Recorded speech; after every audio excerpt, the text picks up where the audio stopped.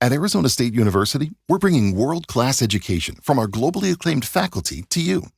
Earn your degree from the nation's most innovative university. Online. That's a degree better. Learn more at asuonline.asu.edu. Shop the Sherwin-Williams July Summer Sale and get 30% off paints and stains July 18th through the 28th. With prices starting at $34.29, it's the perfect time to transform your space with color. Whether you're looking to revamp your interior or exterior, we have you covered with bold hues, soothing neutrals, and everything in between. Visit your neighborhood Sherwin-Williams store or shop the sale online. Delivery available on qualifying orders. Click the banner to learn more. Retail sales only. Some exclusions apply. See store for details.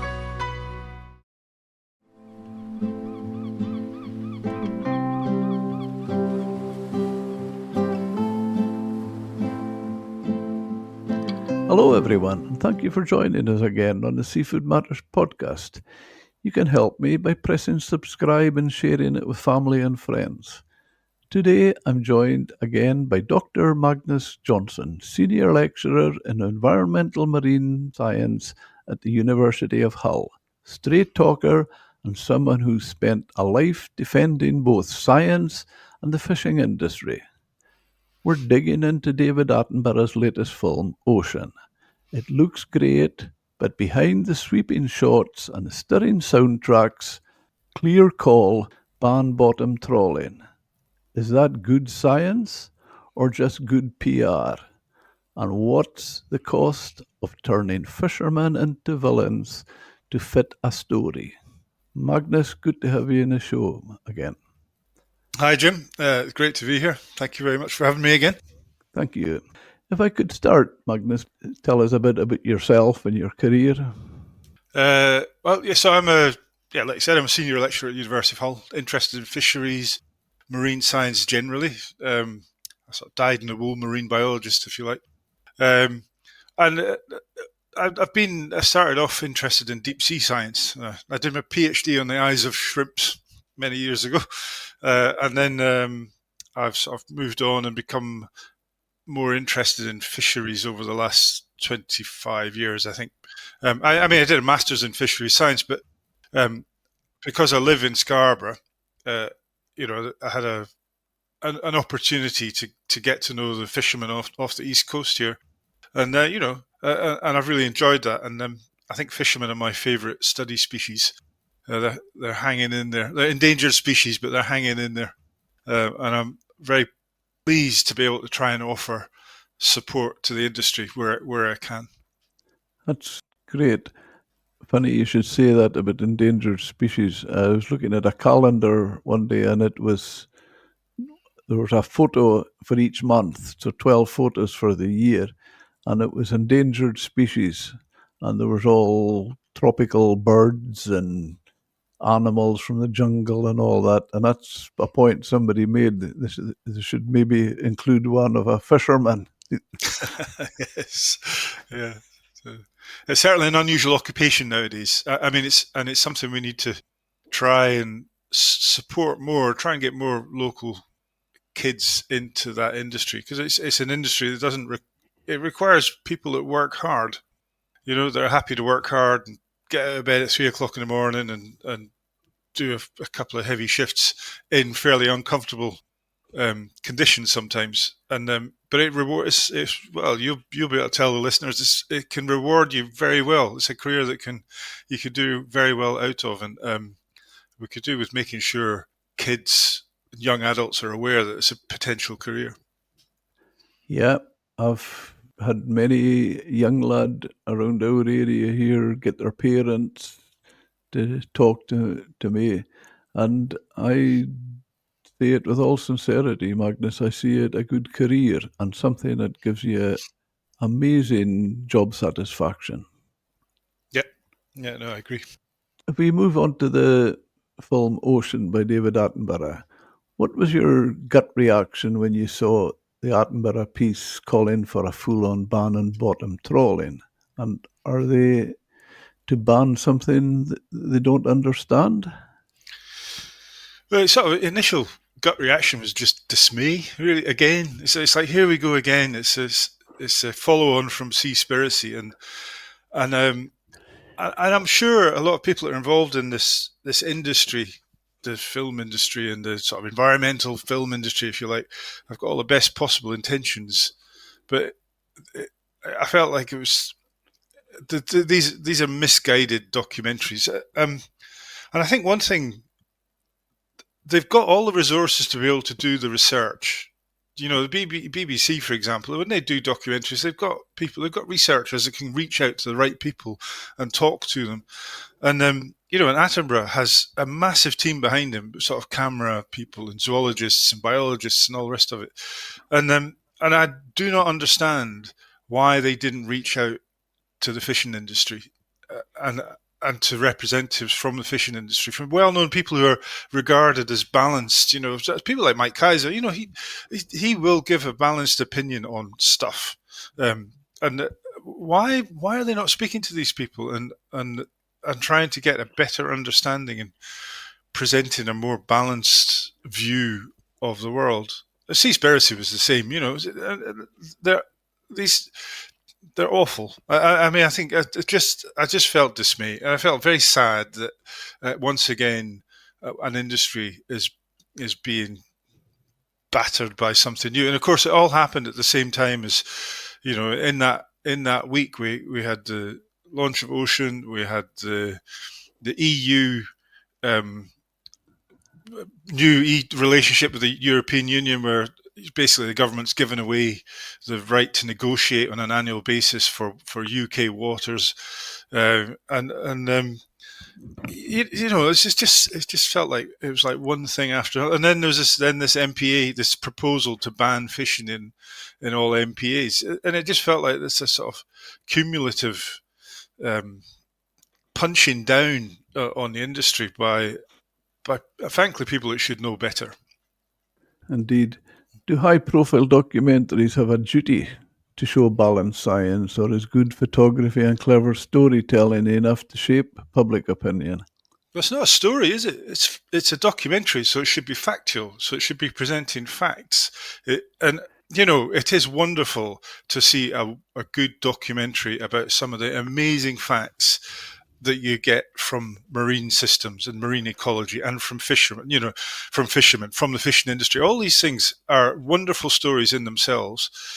If you're presenting something as a documentary like Oceans or Seaspiracy or Sea Piracy, I don't know how you pronounce that, but they have a duty to be factual and to present the facts. And I'm afraid neither of these have done that.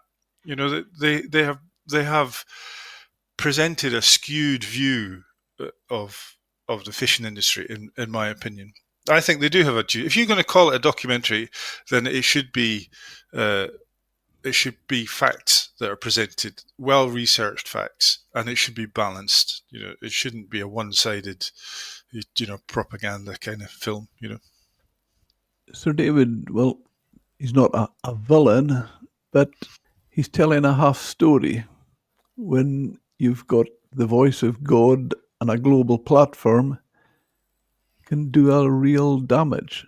Ocean singles out bottom trawling, but says nothing about things like seabed mining, offshore wind, or industrial cabling. Why the selective focus?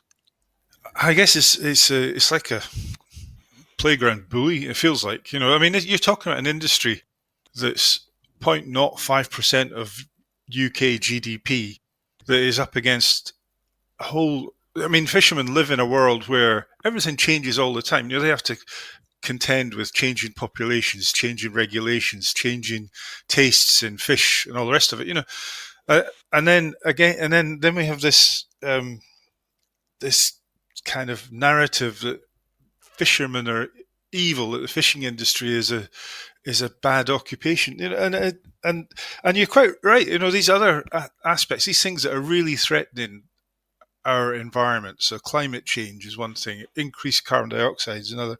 Yeah, I mean, dredging has local impacts in areas on the areas of the seabed. Offshore wind is displacing other industries, and you know, in the marine environment, and you know, they don't get the same level of attention. And I guess I don't know. Is fishing just the easy victim of these things? And I mean, there's a view from some people that fishermen take something for nothing. They go out to sea and they just take fish out of the sea, and they don't have any responsibility. And that's such a skewed view of an industry that does care about their own future. An industry that would like to have a future, would like to still be able to fish in 20 years' time and still be making a living from it. So yeah, I don't know, and it is a shame that celebrities have chosen to take this attacking approach on the fishing industry without really understanding it. Do you feel it's almost like, yet as you said there, here we go again after Seaspiracy? I just wonder if it's something similar to when they were going to seals are predator is protected now, and it all started with Jane Fonda's and all the actors in Hollywood, I should say, celebrities, and now we've got bottom trawling, and it's Attenborough. Yeah, I mean, he's such an important part of our culture. I mean, I've got all his books. I've watched most of his films, and like most people I think that you speak to, they will acknowledge that he has done some real excellent awareness raising of issues in the marine environment. I just feel like this time he's got it wrong. He's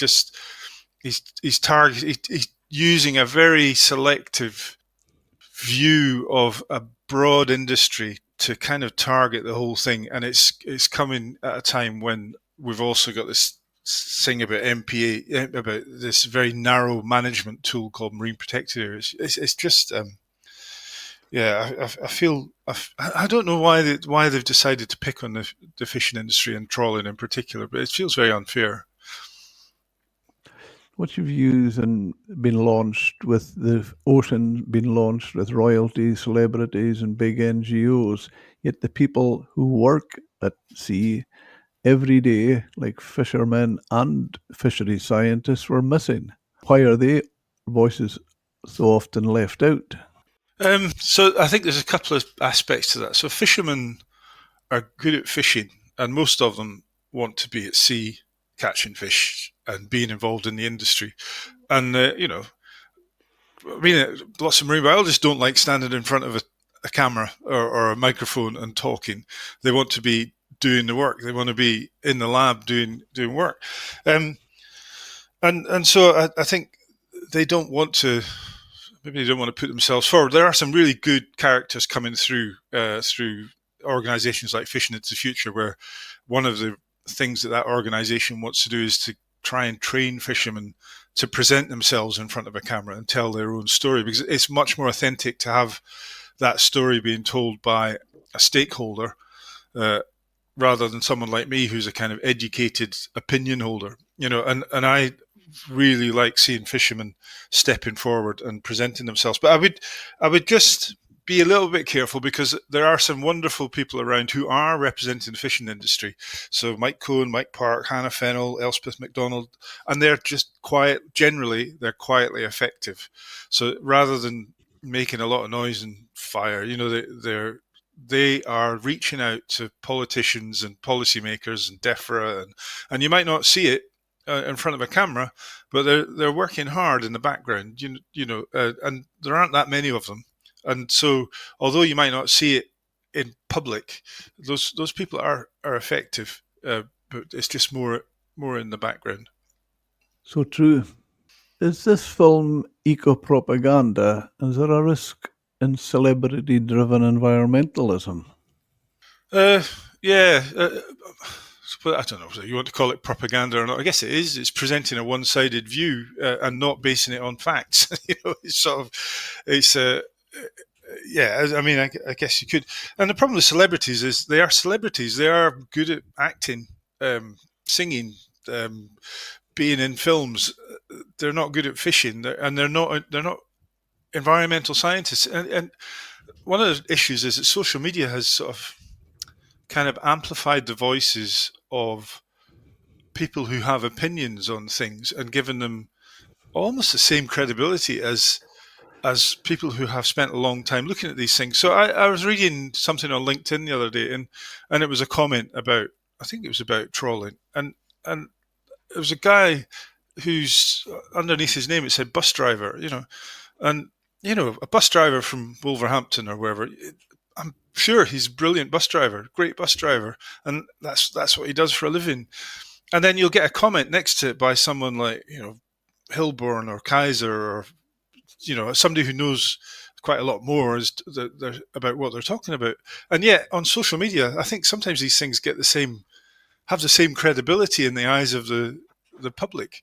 And so I think celebrities have a lot of power, and they have a duty, if they're going to speak out about things, to make sure that what they're talking about is grounded in fact, not just, they're not taking a one-sided view of things.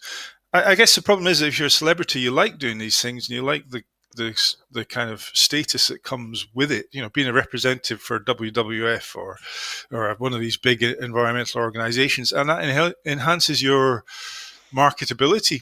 If you're a celebrity and you're being promoted by WWF, it doesn't do you any harm in your professional career either. The more notoriety you can have, and if you can be seen as a kind of good egg, that's great. But I do wish they would temper their desire to make things better, which is where all this comes from, which isn't a bad thing. They would temper that with spending a bit more time looking at facts and listening to people other than their NGO sponsors. Do you feel we would accept a film about farming with no farmers? No. Well, I mean, I'm sure films like that have been made, and yes, and you shouldn't, and you shouldn't do films about fishing without fishermen. That's just unfair, and you should give people all the information. You want to. So think one of your heroes, Boris Johnson. When he thinks about an issue, he writes two sides of a story. He's famous for it. So before Brexit, he wrote 2 essays, and one was a pro leaving and one was a pro not leaving. And I'm sure they were both eloquent and really well written. And I think he uses that as a mechanism to help him come to a decision about something. Everybody should do that. Everybody should listen to both sides of a story before they make a decision. And before they present an opinion on something. Well, before you put my opinion on Boris across, let me remind you, I agree with somebody else you mentioned, Elspeth MacDonald. She says Stammer is the 3rd Prime Minister to sell us out, and Boris was one of them, and I agree with her. Yes, yeah. He shafted us. Yeah. It seems to be the hobby for politicians at the moment. It's sad to see. And again, there's another group of people who should be taking advice from more than just celebrities. I mean, I think the problem is with the whole oceans thing, this kind of high media presence of something like trawling, and this sort of constant barrage that people in power face, is it encourages them to take, or I read recently somebody said it encourages politicians to take one-step solutions. So they go from, they've got a problem, they see a solution, and that's it, and they want to jump to that solution rather than go through the hard work of looking at all the angles and thinking about all the different aspects and listening to people from a variety of perspectives and then making a decision. When you face this barrage and the amount of public opinion around fishing that's been generated from a very short clip on the Oceans film, it's phenomenal. And MPs will be getting letters from bus drivers from Wolverhampton, for example, that would be telling them that, they do not like what they're seeing. And, an MP lives and dies by votes from their constituents. So I'm sure it affects how they think, what they do. That's so very true. Is there enough public understanding, do you feel, on how regulated UK fishing actually is?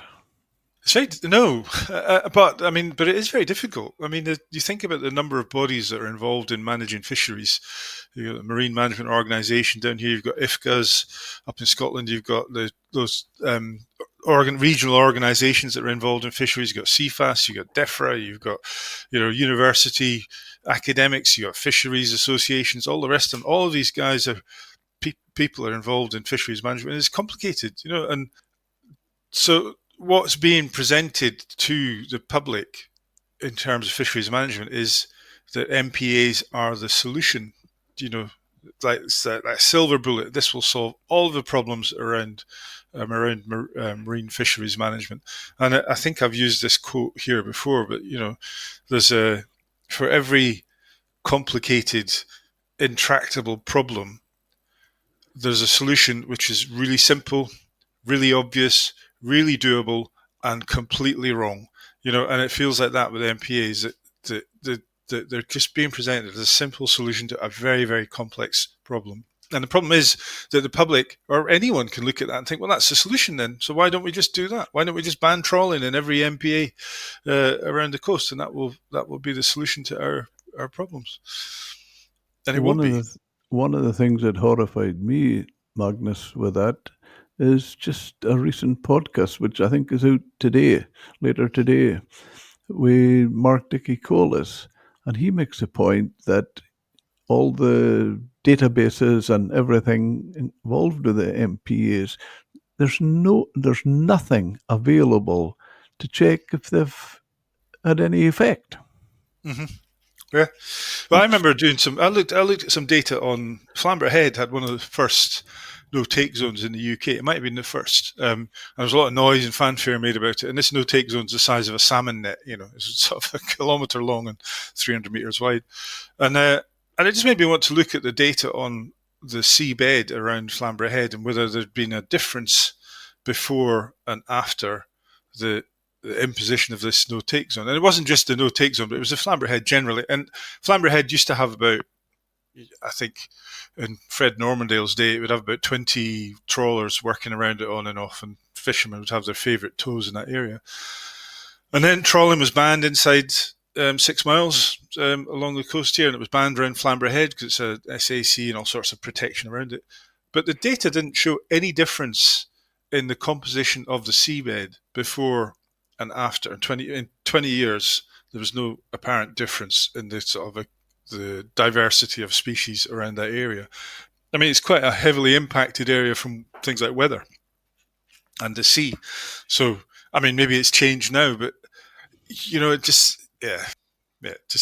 just makes you wonder. And people talk about a precautionary principle quite a lot, as if what that means is just stop fishing. Actually, to me, the precautionary principle means let's just leave things as they are until we understand exactly what's going on, and then make a decision about how we change things. Almost referring to that, it reminded me, Magnus, one of the things I feel I'm hearing too often just now in this debate is the term unintended consequences. Oh, yes. Primary cardinal rule in fisheries management. Yeah. Yeah. What examples have you seen of meaningful change in UK fisheries?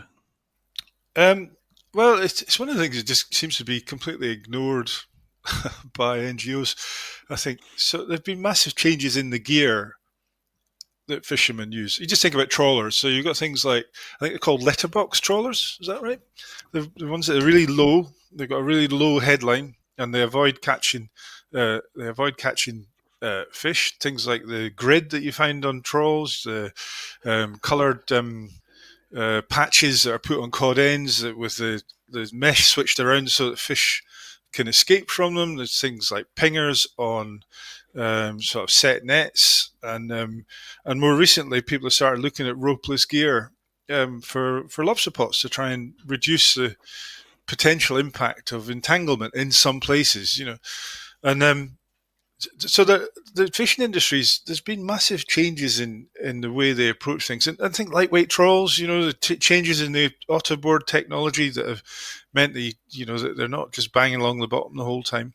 So fishermen are primarily, so there's two things I think that drive changes in the fishing industry. One is they want to make money, which is completely understandable. So they want to reduce their fuel costs in order to in order to be more profitable when they're at sea, and they don't want to take lots of bycatch. One of the things that's been bandied around since oceans appeared is this idea that 80% of what trawlers catch is bycatch, that gets thrown over the side. I mean, bycatch covers a whole load of things. It does cover some things like starfish and stuff. Nobody eats starfish, so they get thrown back again. And but it also covers things that are caught which weren't the target species that the fisherman is aiming for, but that may get marketed anyway. They've got to keep them, so they'll try and sell them. But fishermen don't like catching bycatch because usually it's worth less than the target species that they're after. And I mean, if you had to spend your days sorting through a trawl that was 80% stuff you've got to throw back, I mean, that's just not efficient. We see a similar thing down here with lobsters, for example. So the lobstermen down here throw back lobsters that are buried, that are ovigerous, they've got eggs, invisible eggs underneath the abdomen. And sometimes that's 2/3 of their catch that they're having to throw back. Unfortunately, things like lobsters, the survival rate is fantastic when they throw them back in the water. But, no fisherman wants to be doing that. If they could find a way of not catching buried lobsters, they would find a way to do that because it would save them time and make them more efficient. That's good. That's good points. Do you think progress in fishing doesn't get the same coverage as problems? Well, that's just the news, isn't it? So you look at the news. I'm afraid I'm a Guardian reader, Jim, but if I look at the Guardian every day, and I'm just thoroughly depressed by the time I've finished reading, because it's full of bad news and problems. Good news doesn't come out very often, and it's the same with fishing and environmental problems. So what you see presented in relation to environment is just bad news. And actually, there are some good news stories around still, even now. The fishermen in places are still making a reasonable living. That they're, and the fisheries are successful. But you don't hear about that. You hear about the occasional problem. One minke whale gets tangled on a rope off the west coast of Scotland, and it's national news. Somebody gets a decent catch of lobsters in Bridlington. Nobody cares except the fisherman and the buyer. So I guess it's just the nature of news, isn't it? There's not much we can do about that. Well, you refer to getting depressed with the Guardian. Perhaps you should buy the Sun as well. At least you've got page 3 to. That would just make me even more depressed. Yeah. Okay. Maybe not a good idea then. With Attenborough having power and the fishing sector none, is this a fair fight or environmental bullying? Nobody wants to call a 99-year-old man a bully. Bullying makes it sound like it's completely deliberate, and I just wonder whether it's deliberate or just carelessness. I'd like to think it was carelessness. I wouldn't like to call David Attenborough a bully. He's a national treasure, but there is relates to the last point about news. The environmental narrative is all about bad news, and the idea that the world is falling apart. Some of that's driven by NGOs want money, and the way to get money is to sort of present everything as a disaster, and we need to do something about it today, or the world's going to fall apart. And that's the nature of the conservation industry. Is always, I guess, has always behaved like that. Yeah, but as you say, national treasure. But I would say, a result of this, he's not seen as a national treasure on the deck of a boat with a crew, threatening their livelihoods. And we used to have an old saying, I don't know if it's used so much now, if you fly with the crows, you get shot with them. Yes. Yeah, well, you could say, so, yes, it's just one torpedo that's hit the the fishing industry boat in the last month or so. Like those three other European things, the oceans, and the MPA, this drivel about banning fishing in all MPAs. But I mean, and you could add, he's just one person, David Attenborough. You could add, Starmer, Johnson, Dogood. All these people have had a go or failed to respond adequately to problems that the fishing industry has faced, and done damage. So, I mean, I wish these people would be a bit more responsible in how they deal with the fishing industry. Could the public be misled by emotionally charged narrative? Yes, I mean they can. Well, we can. Everyone can be. I mean, there is this sort of idea that scientists are completely driven by facts. And in an ideal world, we would be completely 100% objective. But we're not, and neither. The conservation industry is a kind of morally driven. The conservation science is a morally driven science. People get involved in marine biology and conservation science because they want to do some good for the planet, to try and help save the ocean, But it's more complex than that. I count amongst my friends some fishermen, and I see them hurting and getting really upset by the kind of narrative that's coming from the conservation industry. And I just think, it's quite difficult to be completely objective in the face of that. And there's a bit of me that wants to push back against the conservation industry and say, just think again here. Let's have a bit more balance. And some of that's not totally objective. Some of that, to be honest, some of it is an emotional response to a sort of a narrative that I disagree with. I fundamentally disagree with it. Would you support a blanket ban on all forms of trawling in all MPAs? Yes, completely. No, no, not at all. No, I mean, that's one of the most frustrating things about this current argument. So MPAs, the development of MPAs has been a long and involved process that has taken up an awful lot of energy in various fisheries management organizations around the coast. It's not, I mean, sometimes it feels like people are just drawing pretty boxes on maps and then walking away going, job done, absolutely fine. We've done a good job there. But, they have been developed in agreement between the fishing industry, government, and NGOs have always been involved in this from the very start. And so they are designed to deal with particular problems that occur in particular areas. And if an MPA or an area of the seabed has things like marl beds, so marl beds are kind of calcareous seaweed that is treasured. I mean, fishermen treasure it because it's a scallop nursery ground usually, but it's an area of high biodiversity, and that if it's damaged, it takes a long time to recover. And if you have that inside an area of ocean, and we feel like that's a habitat that needs to be protected, then trawling shouldn't be allowed, And there's an argument to say potting shouldn't be allowed there either because it can damage the stuff as well. But if you're talking about conserving cetaceans, for example, there was quite a lot of work done on this in Cardigan Bay, off the coast of Wales, and there was an MPA there, and I think it was to protect cetaceans. Benthic trawling and dredging, scallop dredging, had virtually no interaction with cetaceans, and there's no reason to ban scallop dredging in an area that is robust to that fishing, just to protect cetaceans, because it won't protect cetaceans, like whales and dolphins. It won't protect them, and so having a blanket ban of trawling in MPAs is not logical. It's not a scientific approach to managing the sea.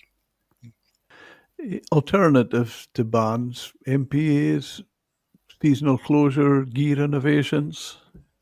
Yeah, well, I mean, fishing industry is doing that already. They do gear innovations. One of the ones I particularly like that was designed in collaboration with the fishing industry are real-time closures. I remember speaking to guys that were fishing up the northeast coast, or offshore, I think Fladden area and stuff, and so a fisherman, if guys were bringing in small fish, undersized fish that they don't want anyway because they're not going to make any money from them, they would report that and they would stop fishing in that area, and that area would be closed for a period of days, and then they wouldn't come and fish it until those fish had moved on, and that was something. I'm sure Mike Part was involved in that, and that was an initiative that everybody could see the sense of, and it's a good management initiative. In the eyes of the fishermen, MPAs have their place, but they're just one tool in the toolbox. If your only tool is a hammer, you're going to use that all the time. But there are other tools in the toolbox that you can use. So, and there are lots of things that we could use, and some of the things we can use are developing through technology. So, it's like cameras on nets as a way of keeping an eye on what's coming through. Some of the modern gear, I think Heriot Watt are developing some trawls that will let some things come through and other things won't get as far as the cod end, that they'll reject them. These are all fantastic things. Technology has had a massive impact on the efficiency of fishing and reducing its environmental impact. When I first went to sea, we didn't have sonar, and you didn't know what the seabed looked like, really. You could have a rough guess. You couldn't really see fish, and so people would have to drop the nets in the water somewhere that they thought was close to somewhere that they might catch stuff.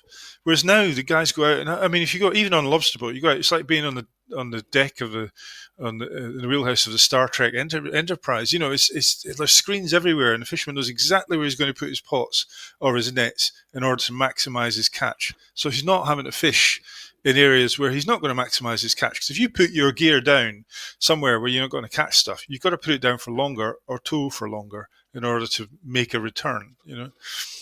So technology has been massively important in improving the efficiency of fishing. You've done a great job for your profession, Magnus, because I mentioned earlier that Attenborough wasn't seen as a national treasure on the deck of a boat.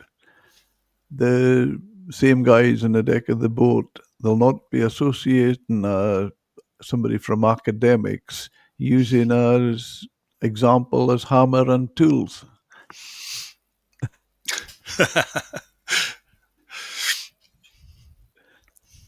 What does just transition mean to you, and how should it apply in the debate over banning trawling in UK MPAs?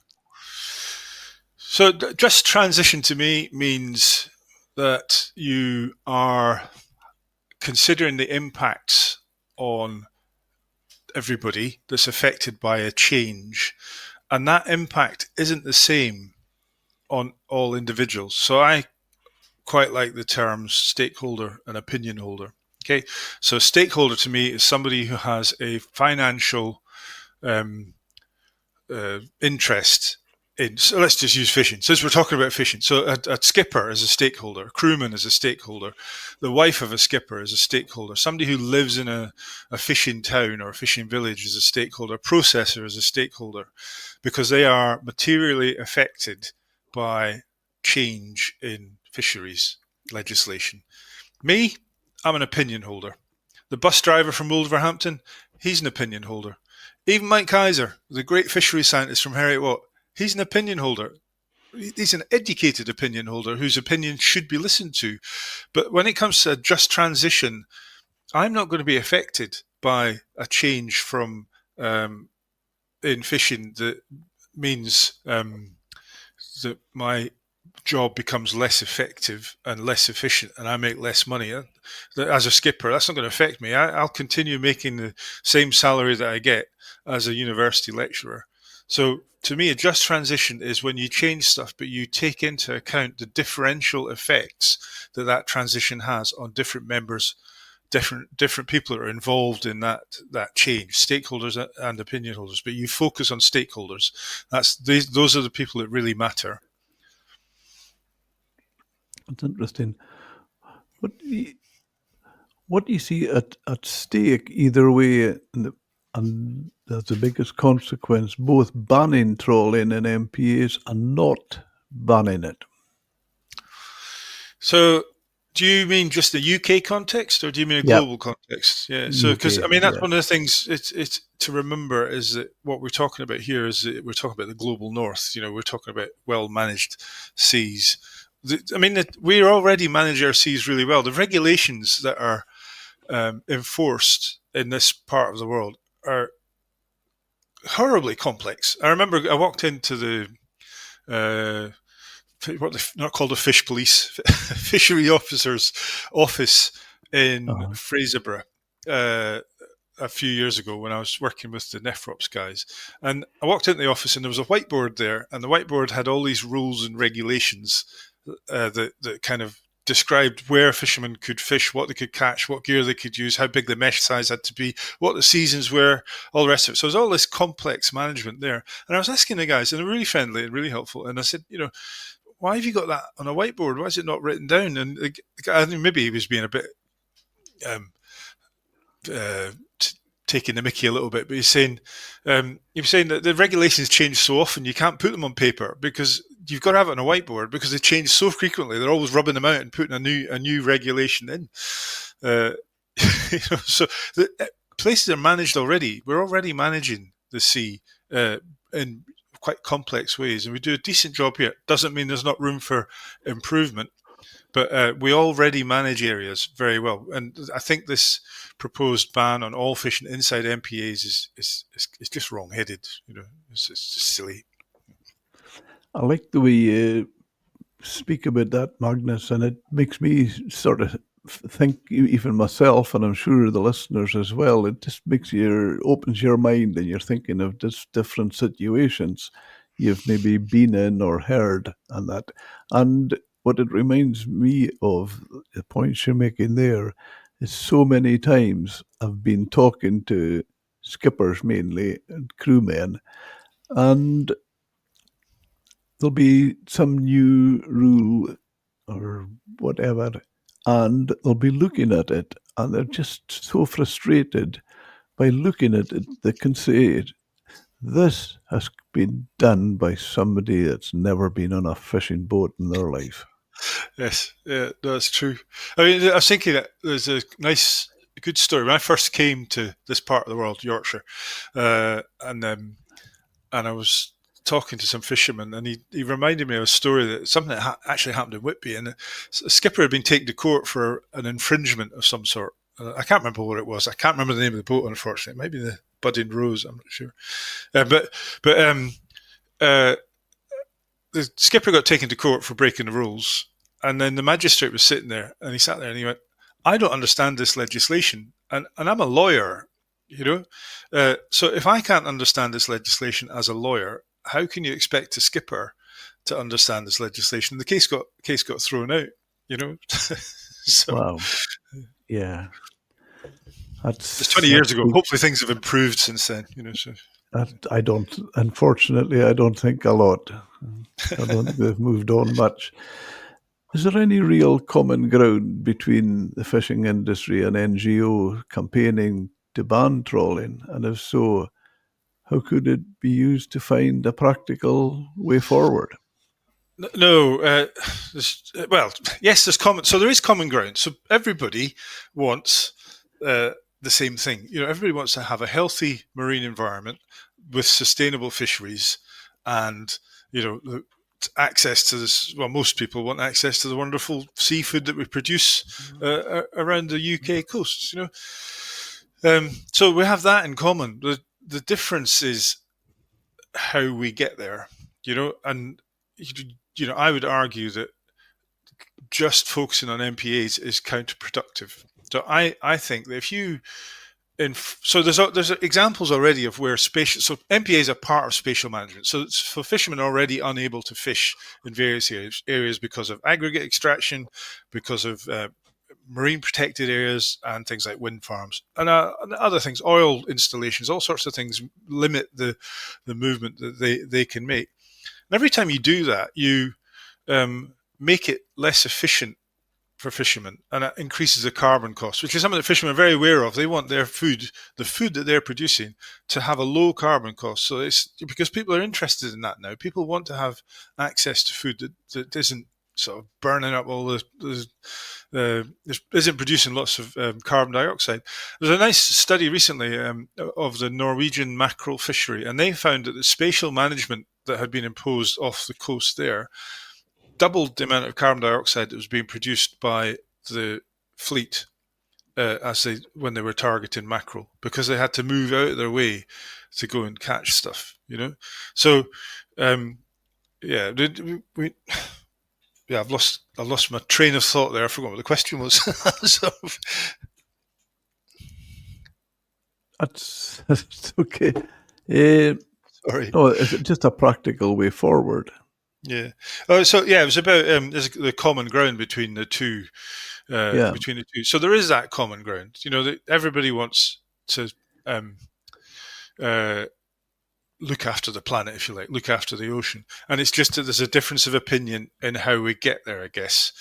But the problem is that the NGOs seem to be focusing entirely on fishing, and I wish these organisations, which are funded quite often from outside the UK, by money that's come from oil oligarchs, or in the case of the Oceans films, funded by a miner, as a guy that owns a load of mining companies.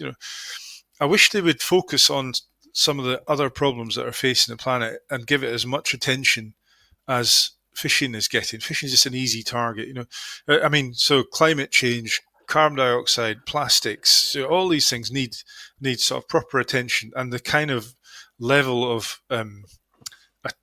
attack, if you like, that we're seeing on the fishing industry. And why aren't they doing that? Why aren't they doing more in those areas rather than just picking on fishing? Yeah.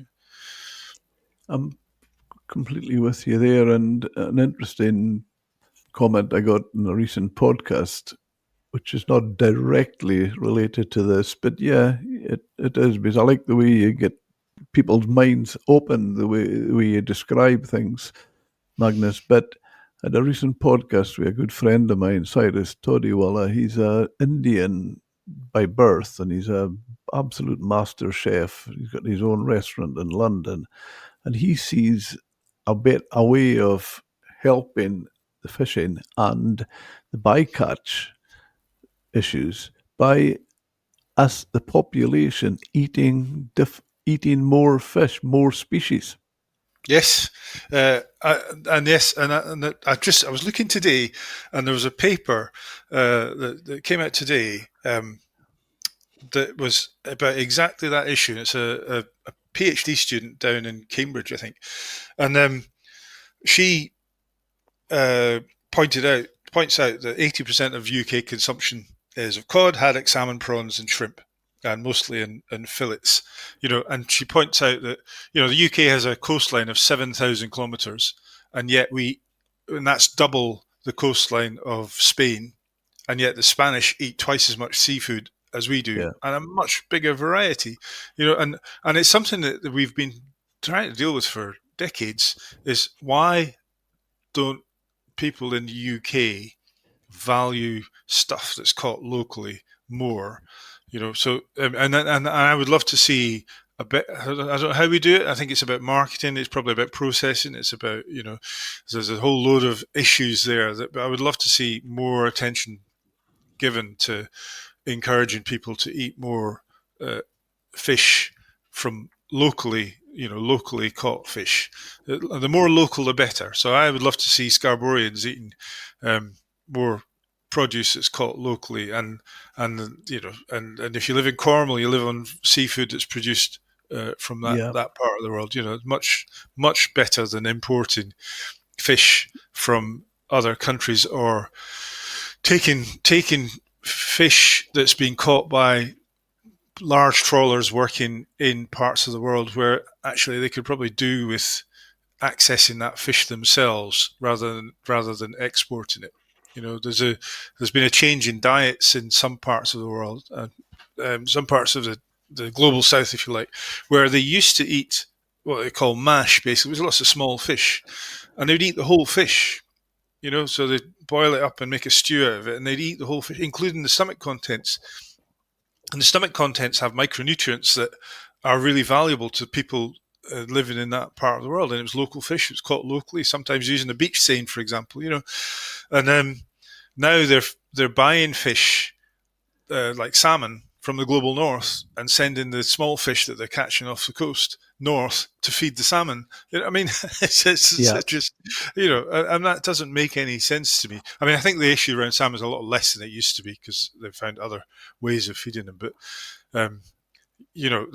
there's a real need to think carefully about what we do here. And it's one of the issues that I'm sure you're going to ask me about, but one of the issues that I feel strongly about is if we restrict what we catch in this part of the world, and so we can't get it, then it's going to exacerbate the problem of people eating imported fish from elsewhere. And so the EU imports 70% of the fish that it eats. 70% of the fish that's eaten in the EU is imported from elsewhere.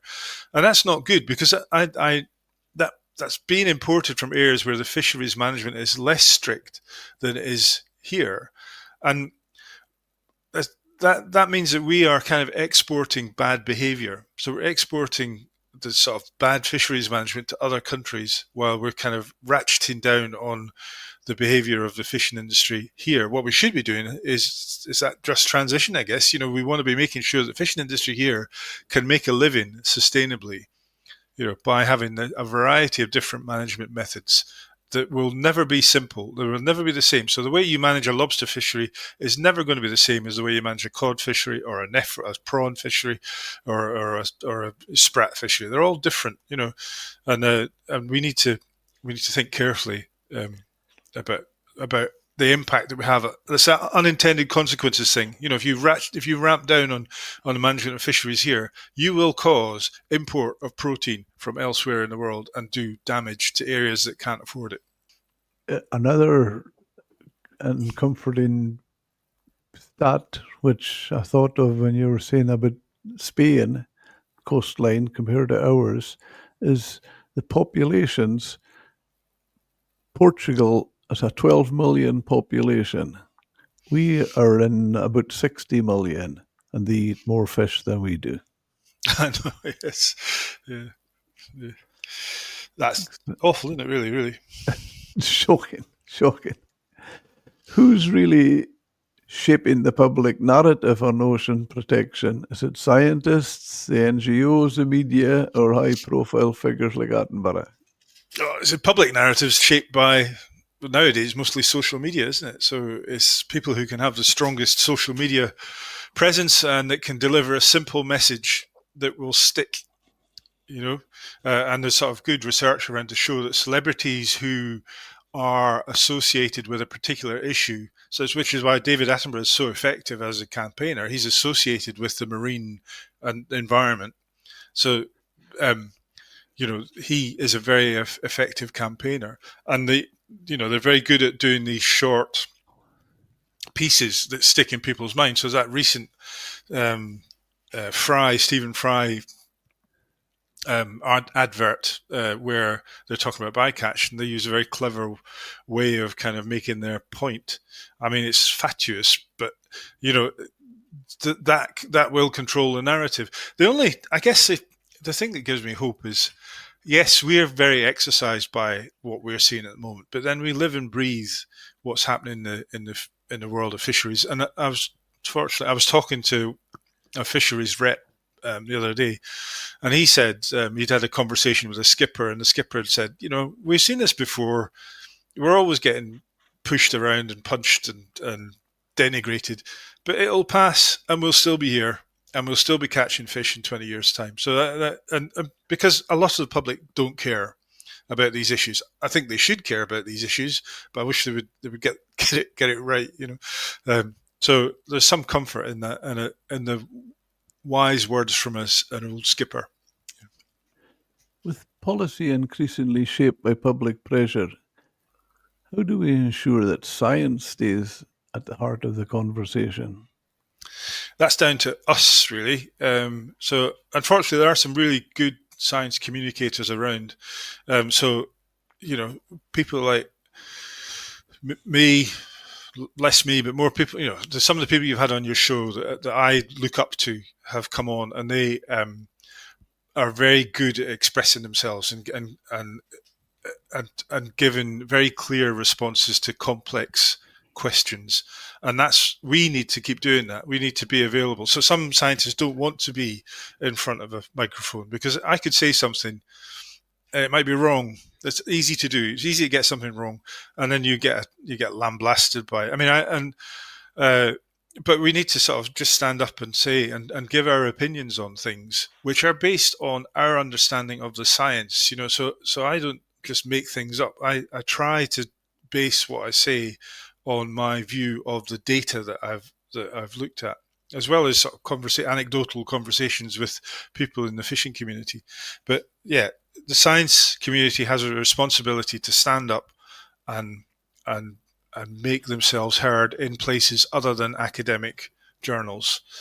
So in public, on podcasts, in newspapers, on the telly, and sort of try to give that sort of balanced scientific view. Yeah, so true. Trawling and food security. Can we feed a growing population without bottom trawling? Yes, we can.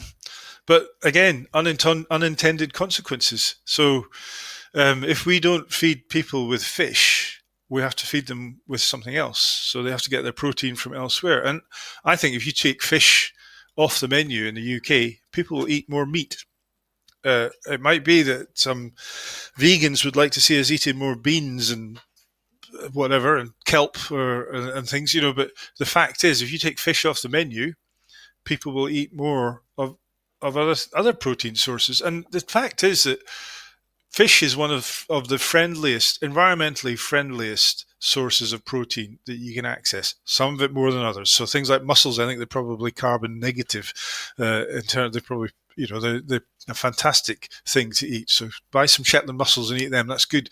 But most fish has a lower carbon footprint than beef or pork, for example. I think chicken's somewhere in the middle somewhere.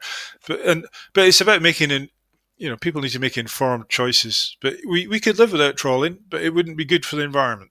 It would be really bad for the environment in a global way. I mean, a student here who worked at I wish I could remember her name. She's not a student anymore, but she was great. She did some work on in Bangladesh, and she did a sort of basically a thought experiment. She said, right, so what happens if you take all the freshwater fish from Bangladesh and say you can't eat that anymore? And what would be the environmental impact of them eating other things instead? And it was appalling. The impact would be really, really significant. And it would be the same here. Despite the fact that we don't eat as much fish as we should, it would have an environmental impact. Isn't there a danger that if we ban bottom trawling here in the UK, we just end up importing trawl-caught fish from another country with lower standards? Yes, yeah. I mean, that's the point we were sort of making a minute ago. Yes, yeah. If we will have that impact, and we will want to import protein from elsewhere, and it will damage other parts of the world. And one of the things that's interesting, so climate change is changing the distribution of fish around the world. And there's a paper out just recently, and it was not that recent actually, but there's a paper that came out and it was talking about the impacts of fish production in different parts of the world. And this guy reckoned that fish production was going to reduce in the tropics and going to increase in the northern southern extremes. Say sort of Arctic, subarctic, temperate regions would have better production. The tropics would have worse production. Now, if we start limiting the amount of fish that we can catch in the northern regions, for example, in the North Sea and further north, that means we import stuff from the tropics and subtropics, and these are places where the fish production will be reduced by climate change. So we're kind of exacerbating, the potential is to exacerbate the problem. So we need to be really careful and think about these unintended consequences when we impose management in the global north that suits us and we think is okay. That will have significant impacts in other parts of the world. Some people depend on fish. They can't get protein from anywhere else. They have to, and they have to catch it themselves. So we have to be really careful, I think. I know I did a previous podcast with a nutritionist in Aberdeen University, and she reckons it's pretty much crazy what we do. We're importing the best forms of protein with all the micronutrients, all the vitamins and minerals that we need. And she reckons that it reduces them if you're transporting them, freezing them, just adding things to them. It's reducing the effectiveness. Yeah, quality. Yeah. Yeah. I asked AI to pick a question for the series, a challenge to Attenborough. If you had 5 minutes face to face with Sir David, what would you say? Come and meet some fishermen. As simple as that. I don't need 5 minutes. Just come and meet some fishermen. Come and meet some real skippers on the quayside in a place where they're comfortable, and talk to them, and and learn. Because I do. I steal ideas from fishermen all the time. They're font of knowledge. But that's what he should have done that in the first place. And that's been an open invite from the industry. I've heard it several times now from industry reps saying, I wish he'd come and spoken to us. And same with the politicians that are advocating for this complete ban on trawling and MPAs. Go and talk to some fishermen. Like on the quayside, talk to the reps. But yes, also go and talk to some of the guys that work in the industry, and understand the passion that they have for what they do, for this sort of fundamental industry that feeds people in the UK. That's fantastic. Yeah, totally agree with that. Which book or article do you think everyone in fisheries should read? Oof.